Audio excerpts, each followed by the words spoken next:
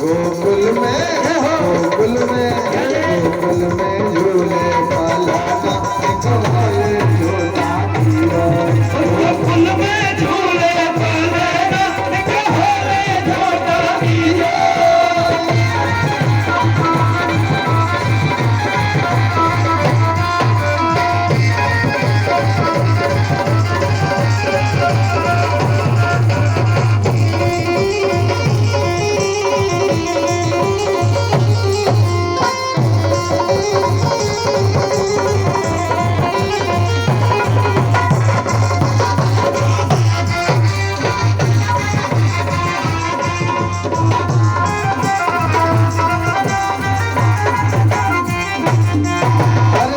वसुदेव चले गोकुल को वसुदेव चले गोकुल को वसुदेव चले गोकुल को वसुदेव चले गोकुल को। यज्ञ चरण पखारे यमुना होले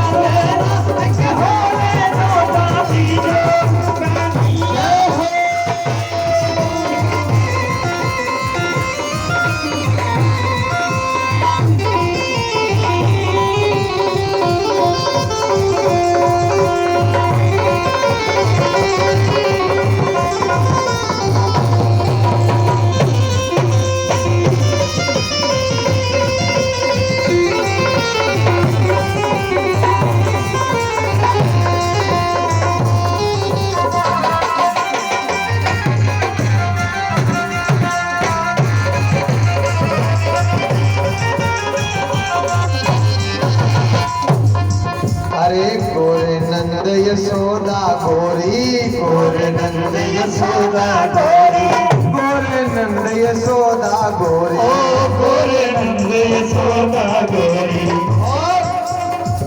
अरे कारो अरे कारो अरे कारो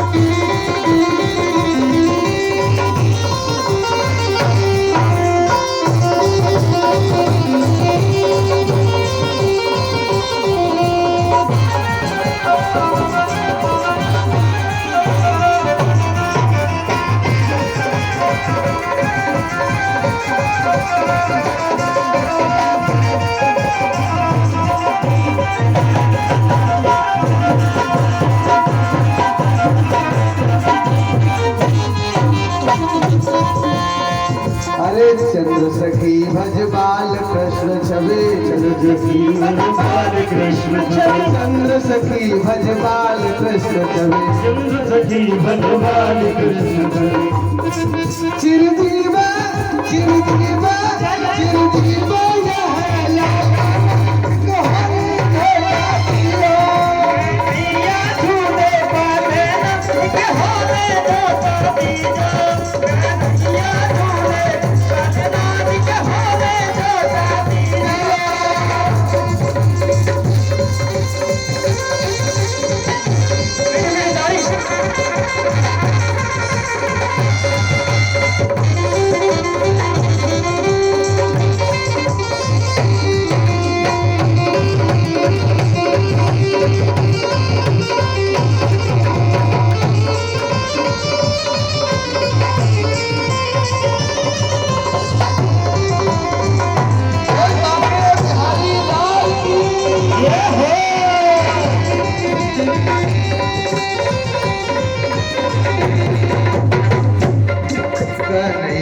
झूले डालना निक होले झूठा दियो झूले डालना निक होले झूठा दियो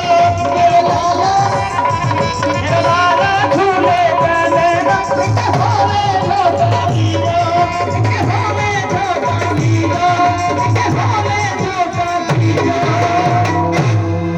बोल मांगे बिहारी लाल की जय जय श्री राधे।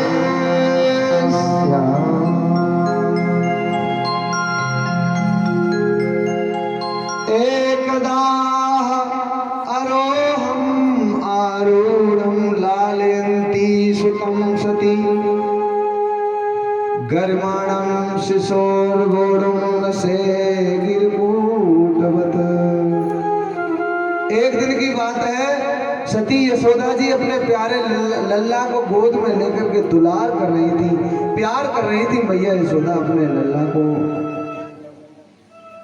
सहसा एकदम से नदीपुरा में मोर मुकुट पे इस घाट पे काली दह पे स्वर्ण मंदिर यमुना जी में हमारो धन राधा श्री राधा श्री राधा, हमारो धन राधा श्री राधा श्री राधा, जीवन धन राधा राधा राधा राधा राधा, जीवन धन राधा राधा राधा राधा, हमारो धन राधा श्री राधा श्री राधा, हमारो धन राधा श्री राधा श्री राधा, हमारो धन राधा श्री राधा श्री राधा।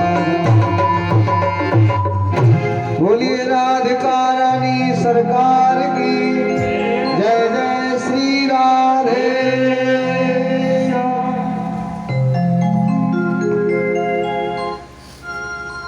एक दिन की बात है, मैया यशोदा अपने लल्ला को गोद में लेकर के दुलार कर रही थी, तो कृष्ण ने एकदम से अपना शरीर भारी कर लिया, भगवान ने अपना शरीर बढ़ा लिया, भारी कर लिया, इतना वजन कि मैया भार से पीड़ित होने लगी। मैया यशोदा सोचने लगी, अरे राम राम, अचानक से इस लाला को क्या हो गया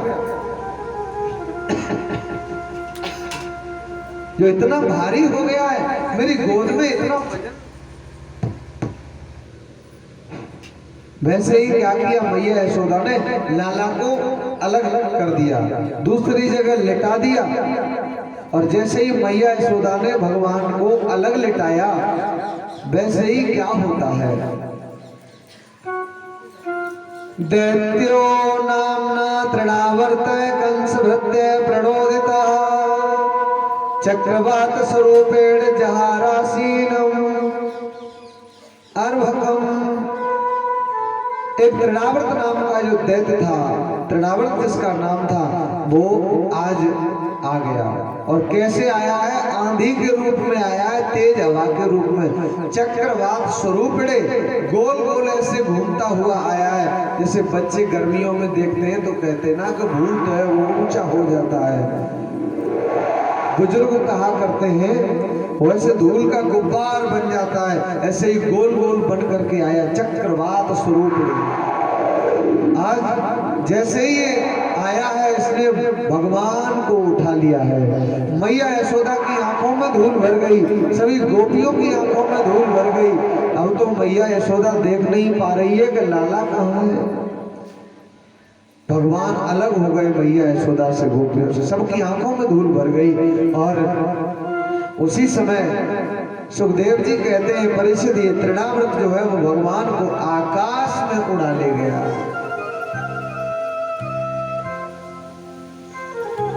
खल ने चाहा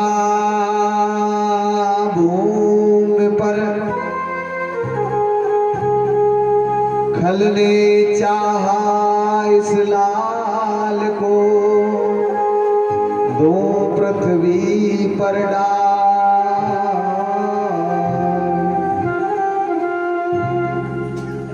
उसने चाहा कि मैं इस लाला को पृथ्वी पर डाल दूं, लेकिन भगवान ने क्या किया है कि भगवान ने आज इस तृणावर्त के गले को पकड़ लिया है, गले को छोड़ नहीं रहे। तृणावर्त सोच रहा है ये यशोदा के लाला को उठाया है कि मैंने इस गोकुल की कोई पत्थर की शिला उठा ली है, इतना भारी है, इतना छोटा बच्चा, चक्कर क्या है, भार इतना वजन है, बड़ा परेशान हो रहा है, पीड़ित हो रहा है। और तृणावर्त जब आकाश में उठा ले गया भगवान को, तो उसी समय भगवान ने उसके गले को दबाया बड़ी जोर से। गल ग्रहण निश्चेष्टो दैत्यो निर्गत लोचना अव्यक्त रामो न्यपतत सहबालो बसुर्व्रजे।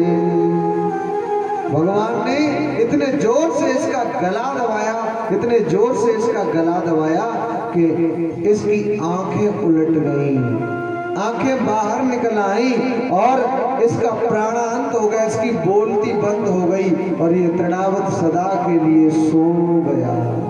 बोलिए बाल कृष्ण भगवान की जय। तृणावृत सदा के लिए सो गया, भगवान ने इसका भी वध कर दिया, तृणावृत का भी। ये तृणावृत पूर्व जन्म में कौन था? ये तृणावृत पूर्व जन्म में पांडु देश का राजा था, पांडु देश का राजा।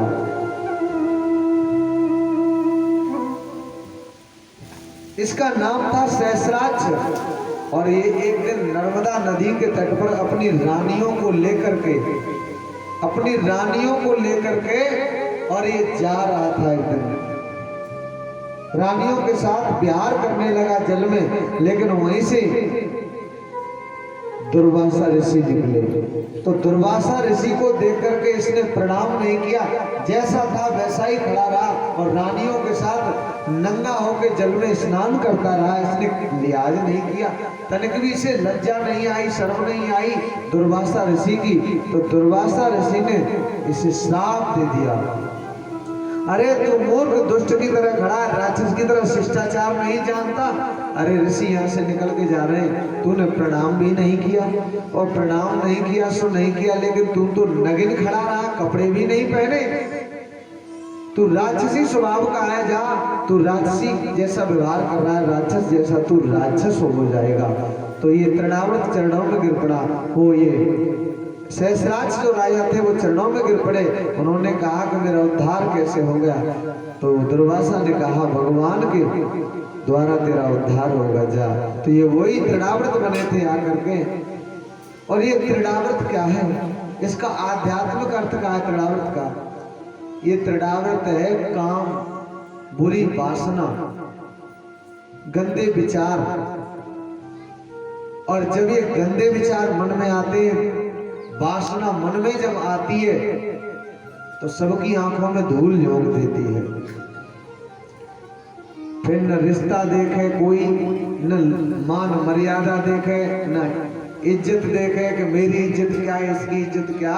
फिर कोई रिश्ता नहीं, बहन बेटी कोई नहीं मानता। जिसकी जब वासना सवार हो जाती है व्यक्ति के तो वो अंधा हो जाता है और फिर कुछ दिखाई नहीं देता है। और मैया यशोदा ने क्या किया? भगवान को धरती पर बिठा दिया था। तो भगवान क्या है? ज्ञान।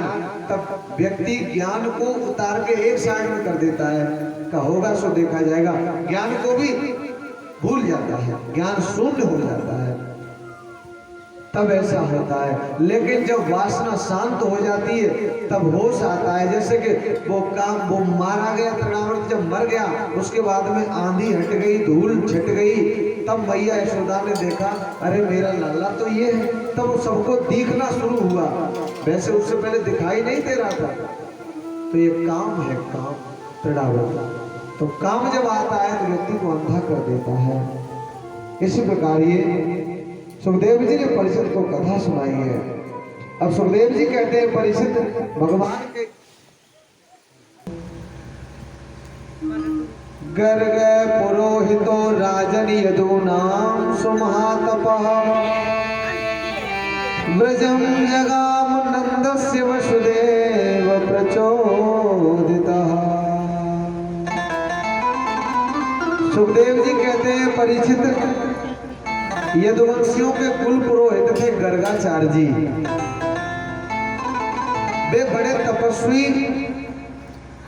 बड़े उदार थे और वो एक दिन नंद बाबा की प्रेरणा से, वो वसुदेव जी की प्रेरणा से नंद बाबा के गोकुल में आए गर्गाचार्य जी। नंद जी ने उठ करके खड़े होकर के स्वागत किया, चरणों की पूजा की। नंद बाबा ने बड़ी प्रसन्नता से उन्हें ऊंचे आसन पर बिठा लिया और कहा प्रभु आप भले पधारे हमारे घर में, हम तो घर के काम धंधों में ऐसे उलझे हुए हैं, हम तो जा भी नहीं पाते आपके आश्रम तक। बड़ी कृपा की महाराज आप आए यहाँ पर, बताइए मैं आपकी क्या सेवा करूं। गर्गाचार्य जी ने कहा नंद जी मैं तुम्हारे बालकों के नामकरण संस्कार करने आया हूं। वसुदेव जी ने मुझे भेजा है और देखिए चुपचाप गौशाला में ले जा करके बालकों के नामकरण संस्कार करने हैं। क्यों कि ये कोई पता न चल जाए किसी को, क्योंकि मैं यदुवंशियों का कुल पुरोहित हूँ और तुम्हारे बालकों के नामकरण संस्कार करूंगा तो लोग जान जाएंगे कि ये तो यदुवंशियों के मथुरा वालों के ये कुल पुरोहित है, पर नंद बाबा के यहाँ क्यों आए। तो आजकल लोगों की बुद्धि बड़ी तीव्र है, तेज है, वो पहचान लेंगे कि हो सकता है देवकी का 8वां पुत्र ये नंद बाबा के घर में ही तो नहीं है, तो ये बात खुल जाएगी। इसलिए चुपचाप कोई जान न पाए और गौशाला में ले जाकर नामकरण संस्कार करने हैं। चलो, और गौशाला में ले जा करके गौमूत्र से स्नान कराया, बालकों को गोबर से स्नान कराया, गंगा जल से स्नान कराया। आज मैया यशोदा ने, रोहिणी मैया ने सोचा कि देखते हैं ये पंडित जी कुछ जानते हैं कि नहीं जानते हैं, तो परीक्षा करने के लिए गर्गाचार्य जी के पुत्रों की अदला बदली कर ली। पुत्र बदल लिए, जो यशोदा के बेटा थे वो रोहिणी ने अपनी गोद में ले लिए, और जो रोहिणी के बेटा थे वो यशोदा मैया ने अपनी गोद में ले लिए। अब जैसे ही गर्गाचार्य जी ने ध्यान लगा करके देखा, वो समझ गए। गर्गाचार्य जी ने कहा, यशोदा जी ये जो तुम्हारी गोद में बालक है वो रोहिणी का बेटा है, रोहिणी का बेटा। अयम हि रोहिणी पुत्रो रमयन सुहृदो गुणा आख्यास्ते रामेति बलाधिक्याद बलम विदुहा यदूनाम पृथक भावात संकर्षण मुसंत्यो। अयम रोहिणी पुत्र, ये जो यशोदा की गोद में बालक है वो रोहिणी का बेटा है, रोहिणी का बेटा। और इसमें बल बहुत है, ताकत बहुत है, इसलिए इसका नाम बल होगा, और ये सभी को आनंदित करेगा, इसलिए इसका नाम राम होगा, राम। इसलिए नाम मिलाकर के कर दिया बल राम। ताकत ज्यादा है इसलिए बल नाम रख दिया बल, और सभी को आनंदित करेगा इसलिए नाम रख दिया राम, बल राम। और ये सभी यदुवंशियों में मेल रखेगा, फूट नहीं पड़ने देगा, तो इसलिए इसका नाम रख दिया शंकरषण। शंकरषण, बोलिए शंकरषण भगवान की जय, बोल बलराम भगवान की जय। अब जो रोहिणी की गोद में बालक है ये यशोदा का बेटा है, और नंद जी कभी तुम्हारा ये बालक यशोदा वो वसुदेव के घर भी पैदा हुआ था। ये बात इशारे में कह दी, नंद जी तुम्हारा ये बालक कभी वसुदेव जी के यहाँ भी पैदा हुआ था, इसलिए इसका नाम वासुदेव होगा। और ये रंग का सांवला है इसलिए इसका नाम कृष्ण होगा, कृष्ण। और ये अनेकों अवतार लेता है, ये इस जन्म में नहीं आया, ये तो पता नहीं कितनी बार अवतार ले चुका है। कभी पीले रंग का बन के आता है, कभी लाल रंग का बन के आता है, कभी श्वेत वर्ण में आता है, इसके अनेकों रंग हैं। अब की बार सांवला बन करके आया है, इसका नाम कृष्ण होगा, कृष्ण। बोलिए बाल कृष्ण भगवान की जय।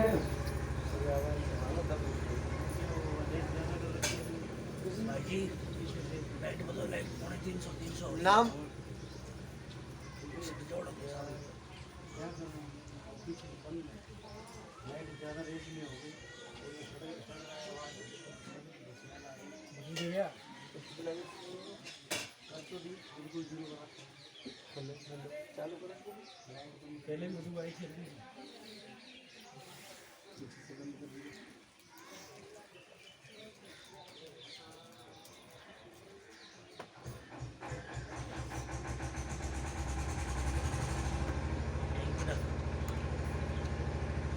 पहले जय जय श्री राधे श्याम। नामकरण संस्कार के समय बलराम जी की उम्र 15 महीना 23 दिन की थी। बलराम जी की उम्र 15 महीना 23 दिन की थी, और भगवान श्री कृष्ण की उम्र 5 महीना 21 दिन की थी उस समय नामकरण संस्कार के समय। और राधा जी बलराम जी से 15 दिन छोटी थी और कृष्ण से राधा जी 11.5 महीना बड़ी थी। राधा जी कृष्ण से 11.5 महीना यानी 11 महीना 15 दिन भगवान श्री कृष्ण से राधा जी उम्र में बड़ी थी जब नामकरण संस्कार हुआ। इस प्रकार बालकों के नामकरण संस्कार हुए हैं। बोलिए वृंदावन बिहारी लाल की जय। सुखदेव जी कहते हैं परीक्षित नंद बाबा और मैया यशोदा धन्य है। अब परीक्षित ने प्रश्न किया गुरुदेव नंद बाबा और मैया यशोदा ने ऐसा कौन सा पुण्य किया था जिसके कारण भगवान बेटा बनकर के आए और क्रीड़ा की आनंदित किया मैया यशोदा को और नंद बाबा को। मेरी माताओं बहनों ध्यान देना, राधे राधे। पीछे बात हो रही है माताओं, हाँ ध्यान दो, बड़ी अच्छी बात है। सुखदेव जी से परीक्षित ने प्रश्न किया कि ऐसा कौन सा पुण्य किया था यशोदा ने जो भगवान ने दूध पिया, उनके स्तन का पान किया। ऐसी यशोदा बड़ी भाग्यवान थी, क्या पुण्य किया था इन्होंने और नंद जी ने, दोनों ने, इसका क्या कारण था? तो देखिए ये कथा संतों के द्वारा सुनने को मिली है कि पूर्व जन्म में ये जो नंद और यशोदा थे वो द्रोण और धरा नाम के बसु थे। द्रोण और धरा नाम के बसु। तो बड़ी गरीबी थी घर में।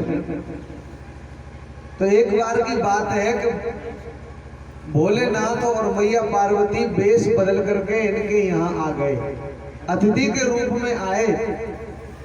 अब खाने के लिए घर में कुछ है नहीं, जो द्रोण थे वो घर में नहीं थे और जो धरा देवी थी, पूर्व जन्म में इनका नाम धरा था, अब यशोदा बनी है, तो पूर्व जन्म की बात बताई जा रही है, तो समझना। तो जो धरा देवी थी वो घर में अकेली थी और वो जो इनके पतिदेव थे वो घर में नहीं थे। अब घर में कोई अतिथि आ गए, भोजन है नहीं, कुछ भी नहीं है घर में, क्या बना के खिलाएं? और अगर अतिथि भूखा चला गया तो पाप लगेगा। माताओं जब कोई अतिथि घर पे आता है और अगर भूखा चला गया, आपने उसको भोजन नहीं दिया तो वो अपना पाप छोड़ जाता है और आपका पुण्य ले जाता है। धरा देवी ने सोचा आज पाप लगेगा, घर में कुछ भी नहीं है, तो पैसा भी नहीं है घर में, पतिदेव भी घर पर नहीं है, तो क्या किया जाए? तो धरा देवी बनिया के घर गई। बनिया के घर तो बनिया बुजुर्ग था, बूढ़ा था, बनिया घर पे नहीं था उस दिन। बनिया का लड़का था, बनिया का बेटा था जवान, और धरा देवी भी जवान थी, बड़ी सुंदर थी। तो बनिया के पास जाकर के कहा भैया आज मेरे घर पे मेरे पति नहीं है और अतिथि घर में आ गए, बनाने के लिए कुछ भी नहीं है, इसलिए आटा चावल दाल थोड़ा मिल जाता तो ठीक रहता, मेरे पास पैसे भी नहीं। तो उस बनिया के लड़के ने पहले तो धरा देवी को देखा ऊपर से नीचे तक, बोला दे तो दूंगा लेकिन एक शर्त है, इसके बदले में कुछ देना पड़ेगा।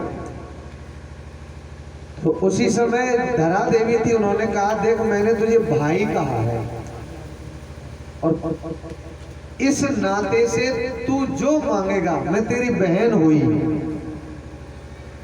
बाद में अभी आप लोगों को माताओं बड़ा चतुराई का काम है, माता धरा देवी कितनी चतुराई कर रही है। जब कोई आपसे वचन कहे ना तो सोच समझ के वचन देना होता है, बात सोच समझ के करनी होती है, क्योंकि आज समाज में इतने पाखंडी फैल गए हैं कि न जाने क्या क्या वचन ले लेते हैं।